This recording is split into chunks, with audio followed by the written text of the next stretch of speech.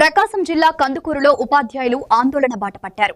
ఆంధ్రప్రదేశ్ ఐక్య ఉపాధ్యాయ ఫెడరేషన్ ఆధ్వర్యంలో రిలే నిరాహార దీక్ష చేపట్టారు. ఈ కార్యక్రమంలో పాల్గొన్న యూటీఎఫ్ జిల్లా అధ్యక్షుడు కిలారి వెంకటేశ్వర్లు మాట్లాడుతూ రాష్ట్ర వ్యాప్తంగా ఉపాధ్యాయులు ఉద్యోగులకు సంబంధించిన ఆర్థిక బకాయిల మాన కోసం ఈ నిరసన చేపట్టినట్లు తెలిపారు. గత ప్రభుత్వ కాలంలో పెండింగ్ లో ఉన్న బకాయిలను ప్రస్తుత ప్రభుత్వం విడుదల చేస్తామని హామీ ఇచ్చినప్పటికీ 2 సంవత్సరాలు గడిచినా అమలు కాలేదని విమర్శించారు. పీఆర్సీ అమలు, పెండింగ్ టీఏలు, మెడికల్ బిల్లులు, పెన్షనర్ల బకాయిలను వెంటనే చెల్లించాలని డిమాండ్ చేశారు.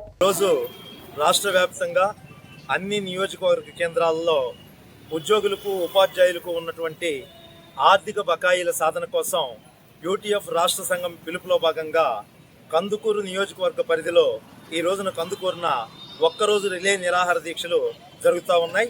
ఈ రిలే నిరాహార దీక్షల్లో ఈ ప్రాంతీయ 5 మండలాల నుంచి యూటీఎఫ్ కార్యకర్తలు పాల్గొన్నారు.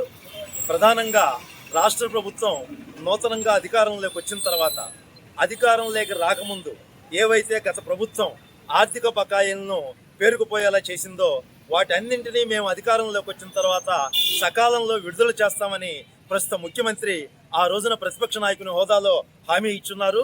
కానీ ఆ హామీలు 2 సంవత్సరాలు పాటు వేచి చూశాం. ఆ హామీలు అమలు కాని కారణంగానే ఈ రోజున రాష్ట్ర వ్యాప్తంగా అన్ని నియోజకవర్గ కేంద్రాల్లో ఈ కార్యక్రమాలు జరుగుతూ ఉన్నాయి. రణబేరి వంచి వెంటనే చర్చలు జరిపి ఈ ఆర్థిక అంశాల మీద కీలక నిర్ణయాలు తీసుకొని వెంటనే బకాయిలన్నింటినీ విడుదల చేయాలని